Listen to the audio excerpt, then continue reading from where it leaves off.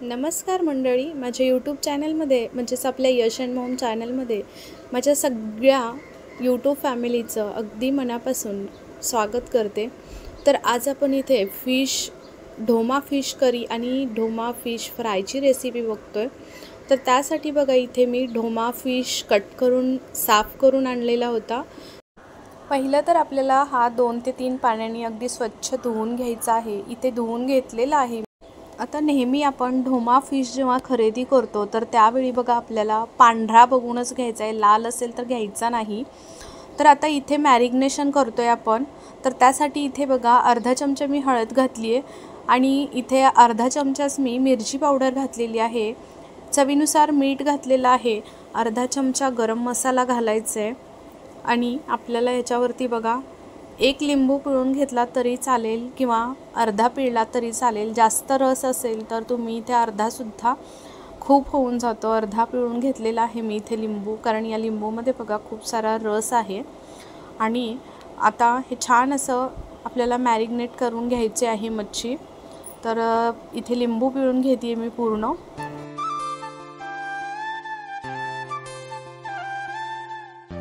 इथे बघू शकता लिंबू सुद्धा पिळून झालेला आहे। आता आपल्याला इथे एक वाटण बनवायचं होतं, म्हणजेच मिरची आलं लसूणचं इथे मी वाटण बनवलेलं आहे। तर ते वाटण सुद्धा याच्यावरती घालून घेतलंय। थोडंसं आपण करीसाठी ठेवून द्यायचं आणि बाकीचं जे आहे तर ते सगळं बघा इथे मी लावून घेतलेलं आहे।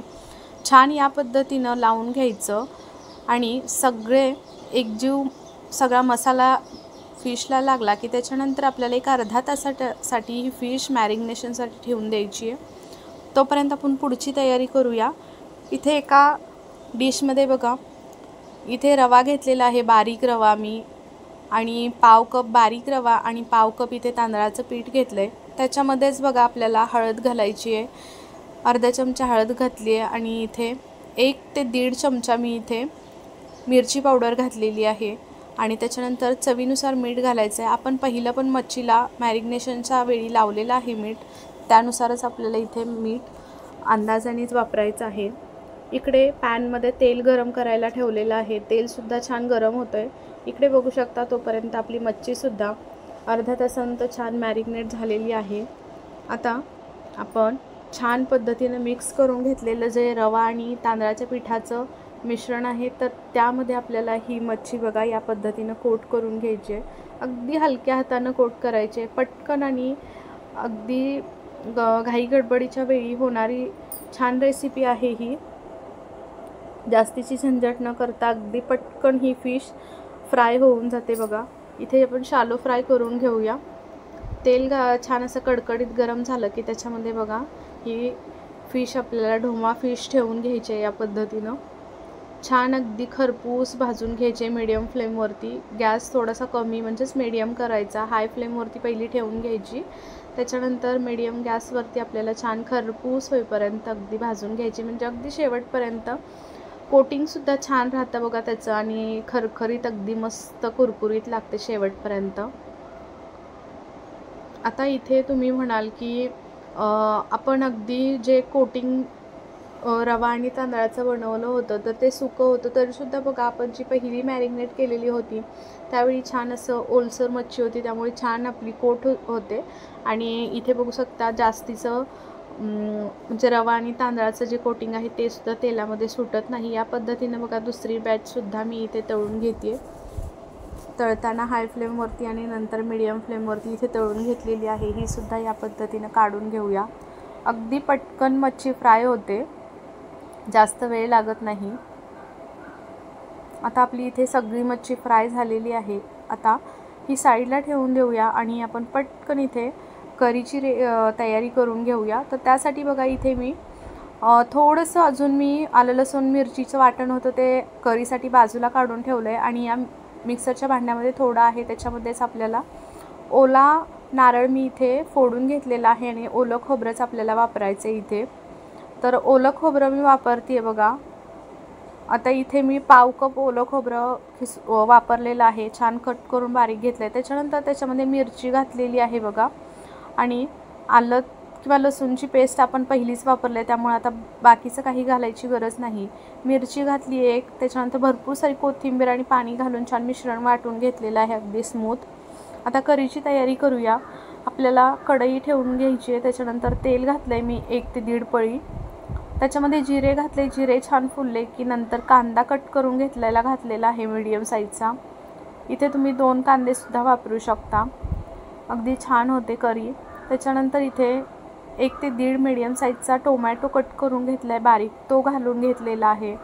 या पद्धतीनं तो छान भाजून घ्यायचा आहे आपल्याला. मीठ घातलं की छान कांदा टोमॅटो मस्त मऊ होतात. आता जे आपण आलं लसूण पेस्ट जी ठेवली होती मिरचीची थोडीशी बाजूला, तीसुद्धा याच्यामध्ये घालून घेतली आहे. आणि कांद्यामुळे छान पटकन मऊ होते बघा. कांदा आणि मिठामुळे छान कांदा आणि टोमॅटो मऊ होतं. छान एकजीव झालं, परतून घेतलं की त्याच्यानंतर आता तुम्ही बघू शकता याच्यामध्ये आपल्याला सुके मसाले घालून घ्यायचे आहेत. तर त्याच्यामध्ये मी हळद घातलेली आहे 1/2 चमचा. इथे मी काश्मीरी चिली पावडर 1/2 चमचा घातली आहे आणि इथे मिरची पावडर 1 चमचा घातलेली आहे. छान हे मसाले आपल्याला कांदा टोमॅटो सोबत मिक्स करून घ्यायचे छान तेल सुटेपर्यंत. त्याच्यानंतर आपण जे वाटण बनवून घेतलं होतं खोबरं आणि मिरचीचं, ते याच्यामध्ये घालायचं आहे. ते सुद्धा छान आपल्याला या मसाल्यांसोबत मिक्स करून घ्यायचं आहे आणि अगदी तेल सुटेपर्यंत छान हा मसाला परतवून घ्यायचा आहे. इथे बघू शकता छान तेलसुद्धा सुटलेलं आहे. त्याच मिक्सरच्या भांड्यामध्ये थोडंसं पाणी घातलं आणि ते छान असं मिक्स करून सगळा मसाला काढून घेतलेला आहे. आता आपल्याला याच्यामध्ये गरमच पाणी घालायचं आहे बघा. छान उकळायला मी पाणी बाजूला ठेवलं होतं, तर तेच पाणी मी 1 ते 1.5 ग्लास घातलेला आहे. तुम्हाला जसा करीचा थिकनेस हवा आहे त्यानुसार तुम्ही इथे पाणी कमी जास्त करू शकता. तर गरम पाणीच वापरा. छान असा म्हणजे करीला कलरसुद्धा येतो. आता याच्यामध्ये आपण कोकम घातलेलं आहे. तर कोकम मी एक 4 ते 5 कोकम इथे मी घातलेले आहेत. छान ज्युसी अगदी रसिले कोकम आहेत ते घातलेले आहेत. आणि छान उकळी यायला लागली की आपल्याला याच्यामध्ये जे आपण मच्छीचे पीस बाजूला 3 ते 4 ठेवले होते, तर ते मी ह्याच्यामध्ये घातलेले आहेत बघा. म्हणजे आपली करीसुद्धा तयार झाली आणि फिश फ्रायसुद्धा झालेले आहेत. म्हणजे दोन्ही कामं झाली आपली एकाच वेळी. मस्त करीसुद्धा त्याचीच बनवली आहे बघा आणि फ्रायसुद्धा केलेली आहे मच्छी. मस्त छान उकळी काढायची एक. इथे तुम्ही बघा कोकम म्हणजे आगळ जो असतो कोकम, तर ते सुद्धा तुम्ही आगळसुद्धा इथे मच्छीला वापरू शकता मॅरिनेशनच्या वेळी. तर या पद्धतीनं छान उकळी काढून घेतली आणि मस्त बघा इथे कोथिंबीर घातलेली आहे. चवीनुसार मीठ घालून छान उकळी काढून घेतली. मस्त आपली करीसुद्धा तयार झालेली आहे आणि इथे मच्छीसुद्धा फ्राय झालेली आहे.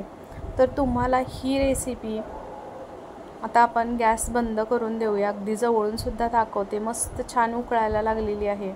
एक 2 ते 3 मिनटं छान उकळी येईपर्यंत शिजवून घ्यायची आणि बंद करून द्यायचा गॅस. इथे जवळून दाखवते. मस्त करीसुद्धा झालेली आहे.